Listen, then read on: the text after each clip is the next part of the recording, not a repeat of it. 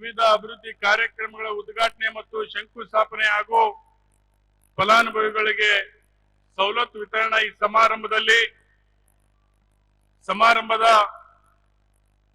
ಉದ್ಘಾಟನೆಯನ್ನ ನೆರವೇರಿಸಿರ್ತಕ್ಕಂಥ ಈ ರಾಜ್ಯ ಕಂಡಂತ ಈ ದೇಶ ಕಂಡಂತ ಧೀಮಂತ ನಾಯಕರು, ಬಡವರ ಶೋಷಿತರ ಆಶಾ ಕಿರಣ, ರಾಜ್ಯದ ದೇಶದ ಅಭ್ಯುದಯ ನಾಯಕರ ಅಂತ ಸನ್ಮಾನ್ಯ ಮುಖ್ಯಮಂತ್ರಿಗಳ ಅಂತ ಸನ್ಮಾನ್ಯ ಸಿದ್ದರಾಮಯ್ಯ ಸಾಹೇಬ್ರೆ, ವೇದಿಕೆ ಮೇಲೆ ಆಸೀನರಾಗಿರ್ತಕ್ಕಂಥ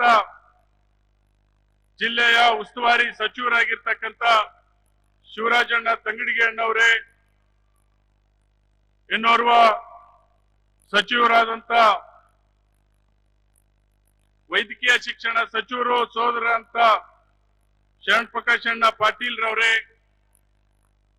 ಇನ್ನೋರ್ವ ಮಾನ್ಯ ಮುಖ್ಯಮಂತ್ರಿಗಳ ಆರ್ಥಿಕ ಸಲಹೆಗಾರರು, ಮಾಜಿ ಸಚಿವರು, ಹಿರಿಯರು ಅಂತ ಬಸವರಾಜ ರಾಯರೆಡ್ಡಿ ಸಾಹೇಬ್ರೆ, ಇನ್ನೋರ್ವ ಸೋದರ ಅಂತ ವಸತಿ ಸಚಿವರು, ನನ್ನ ಆತ್ಮೀಯ ಸೋದರ ಅಂತ ಬಿಜೆಡ್ ಜಮೀರ್ ರಹಮದನ್ ಅವರೇ, ಮತ್ತು ಕಲ್ಯಾಣ ಕರ್ನಾಟಕದ ಅಧ್ಯಕ್ಷರಂತ ಅಜಯ್ ಸಿಂಗ್ ರವರೇ, ಕರ್ನಾಟಕ ರಾಜ್ಯದ ಗ್ಯಾರಂಟಿ ಸಮಿತಿಯ ರಾಜ್ಯಾಧ್ಯಕ್ಷರಾಗಿರ್ತಕ್ಕಂಥ ಎಂ ರೇವಣ್ಣ ಸಾಹೇಬ್ರವರೇ, ಸಂಸದರಾಗಿರ್ತಕ್ಕಂಥ ಸೋದರ ಅಶೇಖ್ ರವರೇ, ಕಾಡಾ ಚೇರ್ಮನ್ ಆಗಿರ್ತಕ್ಕಂಥ ಹಸನ್ ಸಾಬ್ ದೋಟ್ಯಾಳ್ ಅನ್ನೋರೇ, ಬಹುಶಃ ವೇದಿಕೆ ಮೇಲೆ ಯಾರು ಕೂಡ ಅನ್ಯತಾ ಭಾವಿಸಬಾರ್ದು, ಎಲ್ಲ ಶಾಸಕರುಗಳು, ಮಾಜಿ ಸಂಸದರುಗಳು, ವಿಧಾನ ಪರಿಷತ್ ಸದಸ್ಯರುಗಳು, ಮುಂಚೂಣಿ ಘಟಕದ ಪದಾಧಿಕಾರಿಗಳು, ಯಾವತ್ತೂ ಇಲ್ಲಿ ಸೇರಿರ್ತಕ್ಕಂಥ ಸಮಸ್ತ ನಾಗರಿಕ ಬಂಧುಗಳೇ, ತಾಯಂದಿರೇ, ಪತ್ರಿಕಾ ಮಾಧ್ಯಮದ ಗೆಳೆಯರೇ, ಇದು ಒಂದು ಐತಿಹಾಸಿಕವಾದಂತ ಸಮಾವೇಶ ಅಂತ ಹೇಳಿದ್ರೆ ತಪ್ಪಾಗ್ಲಿಕ್ಕಿಲ್ಲ.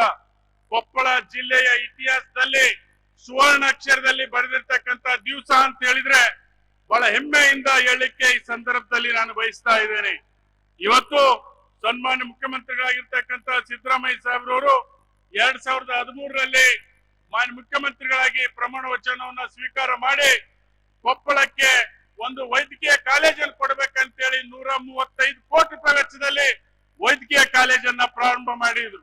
ಇವತ್ತು ಅವರೇ ಅಡಿಗಲ್ ಮಾಡಿ ಅವರೇ ಉದ್ಘಾಟನೆ ಮಾಡಿರ್ತಕ್ಕಂಥದ್ದು ಬಹುಶಃ ಯಾವ್ದಾದ್ರು ಜಿಲ್ಲೆಯಲ್ಲಿ ಉದಾಹರಣೆ ಇದ್ರೆ ಅದು ಕೊಪ್ಪಳ ವೈದ್ಯಕೀಯ ಕಾಲೇಜು, ಅದು ಸನ್ಮಾನ್ಯ ಸಿದ್ದರಾಮಯ್ಯ ಸಾಹೇಬ್ರವರು ಅಂತಕ್ಕಂಥ ಮಾತನ್ನು ಹೇಳಲಿಕ್ಕೆ ನಾನು ಬಯಸ್ತಾ ಇದ್ದೇನೆ.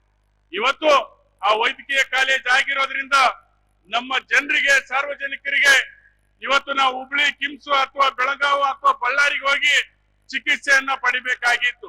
ಆದ್ರೆ ಇವತ್ತು ಕೊಪ್ಪಳ ಜಿಲ್ಲೆಯ ಎಲ್ಲರ ಮೇಲೆ ಇರ್ತಕ್ಕಂಥ ಒಂದು ಅಭಿಮಾನ, ಇವತ್ತು 450 ಬೆಡ್ಡಿನ ಆಸ್ಪತ್ರೆ 224 ಕೋಟಿ ರೂಪಾಯಿ ವೆಚ್ಚದಲ್ಲಿ ಉದ್ಘಾಟನೆಯನ್ನು ಮಾಡಿ ಇವತ್ತು ತಾವು ಇಲ್ಲಿಗೆ ಬಂದಿರತಕ್ಕಂತ. ಮತ್ತು ನಾನು ಅನೇಕ ಸರಿ ಮನವಿಯನ್ನು ಮಾಡಿದ್ದೆ, ಸರ್ ಇಲ್ಲಿ ಈ ಭಾಗದ ಜನ ಇವತ್ತು ನಿಮ್ಮನ್ನ ದೇವರು ಅಂತೇಳಿ ಪೂಜಿಸ್ತಾರೆ, ಸೂಪರ್ ಸ್ಪೆಷಾಲಿಟಿ ಆಸ್ಪತ್ರೆ ಕೊಡಬೇಕಂತ ಕೇಳ್ಕೊಂಡಾಗ ಒಂದು 100 ಕೋಟಿಯನ್ನ ಬಜೆಟ್ ನಲ್ಲಿ ಘೋಷಣೆ ಮಾಡೋದ್ರ ಮುಖಾಂತರ ಇವತ್ತು ಕೊಪ್ಪಳಕ್ಕೆ ಸೂಪರ್ ಸ್ಪೆಷಾಲಿಟಿ ಆಸ್ಪತ್ರೆ 200 ಬೆಡ್ಡಿನ ಆಸ್ಪತ್ರೆಗೆ ಅಡಿಗಲ್ಲನ್ನ ಇವತ್ತು ಮಾಡಿದ್ದಾರೆ.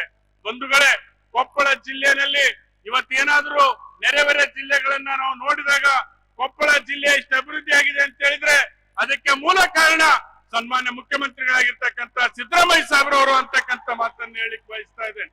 ಇವತ್ತು ಕೊಪ್ಪಳ ಕ್ಷೇತ್ರದಲ್ಲಿ ಇವತ್ತು 1048 ಕೋಟಿ ರೂಪಾಯಿಯನ್ನು ಕೊಡೋದ್ರ ಮುಖಾಂತರ ಏತ್ ನೀರಾವರಿಗೆ ಕೊಪ್ಪಳ ಕ್ಷೇತ್ರಕ್ಕೆ 77,000 ಎಕರೆ ನೀರಾವರಿಯನ್ನ ಮಾಡಿರ್ತಕ್ಕಂಥ ಒಬ್ಬ ಧೀಮಂತ ನಾಯಕರು ಅಂತ ಹೇಳಿದ್ರೆ ಅದು ಸನ್ಮಾನ್ಯ ಸಿದ್ದರಾಮಯ್ಯ ಸಾಹೇಬ್ರವರು ಅಂತಕ್ಕಂಥ ಹೆಮ್ಮೆ ಮಾತುಗಳನ್ನ ಇಲ್ಲಿ ನಾನು ಹೇಳಲಿಕ್ಕೆ ಬಯಸ್ತಾ ಇದ್ದೇನೆ. ರಾಜ್ಯದಲ್ಲಿ ಪಂಚ ಗ್ಯಾರಂಟಿಯನ್ನ ಘೋಷಣೆ ಮಾಡೋದ್ರ ಮುಖಾಂತರ ಯಥಾವತ್ತಾಗಿ 2 ವರ್ಷ 2 ವರ್ಷ 4 ತಿಂಗಳಿಗೆ ಒಂದೇ ಒಂದು ತಿಂಗಳ ನಿಲ್ದಾಗೆ ಪಂಚ ಗ್ಯಾರಂಟಿ ಯೋಜನೆಯನ್ನ ಇಡೀ ದೇಶದಲ್ಲಿ ಪರಿಣಾಮಕಾರಿಯಾಗಿ ಯಾರಾದ್ರೂ ಮುಖ್ಯಮಂತ್ರಿಗಳು ಕೊಟ್ಟಿದ್ರೆ ಅದು ಸನ್ಮಾನ್ಯ ಸಿದ್ದರಾಮಯ್ಯ ಸಾಹೇಬ್ರವರು ಅಂತಕ್ಕಂಥ ಮಾತನ್ನು ಹೇಳಲಿಕ್ಕೆ ನಾನು ಬಯಸ್ತಾ ಇದ್ದೇನೆ.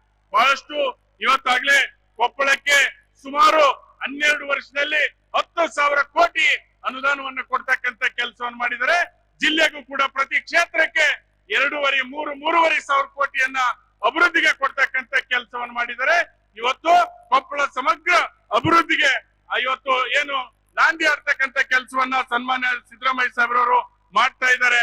ಆರೋಗ್ಯ ಕ್ಷೇತ್ರದಲ್ಲಿ, ನೀರಾವರಿ ಕ್ಷೇತ್ರದಲ್ಲಿ, ಇವತ್ತು ಎಲ್ಲ ಇಲಾಖೆಯಲ್ಲಿ, ಕಲ್ಯಾಣ ಕರ್ನಾಟಕ ಅಭಿವೃದ್ಧಿಯಲ್ಲಿ ಪ್ರತಿ ವರ್ಷ 5,000 ಕೋಟಿ ಕೊಡೋದ್ರ ಮುಖಾಂತರ ಈ 7 ಜಿಲ್ಲೆಗೆ ಇವತ್ತು ಅಭಿವೃದ್ಧಿಗೆ ಒತ್ತನ್ನು ಕೊಡ್ತಕ್ಕಂಥ ಕೆಲಸವನ್ನ ಇವತ್ತು ಮಾಡ್ತಾ ಇದ್ದಾರೆ ಅಂತಕ್ಕಂಥ ಮಾತನ್ನ ಹೇಳಿ, ಇವತ್ತು ಕೊಪ್ಪಳ ಜಿಲ್ಲೆ ಬಗ್ಗೆ ವಿಶೇಷವಾದಂತ ಅಭಿಮಾನ.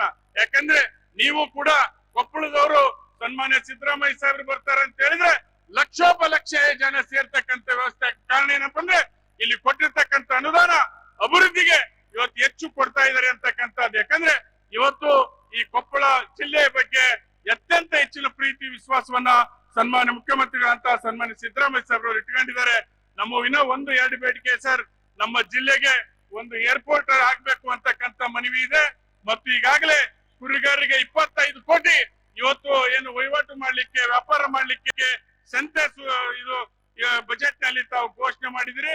ಜಾಗಕ್ಕೆ ಅನುದಾನವನ್ನು ಕೊಡಬೇಕು ಮತ್ತು ಇನ್ನು ಮೂಲಭೂತವಾಗಿರ್ತಕ್ಕಂಥ ಜಿಲ್ಲೆಗೆ ಬೇಕಾಗಿರ್ತಕ್ಕಂಥ ಯೂನಿವರ್ಸಿಟಿ ಬಗ್ಗೆ ತಾವು ಕೇಳಿದ್ದಾರೆ.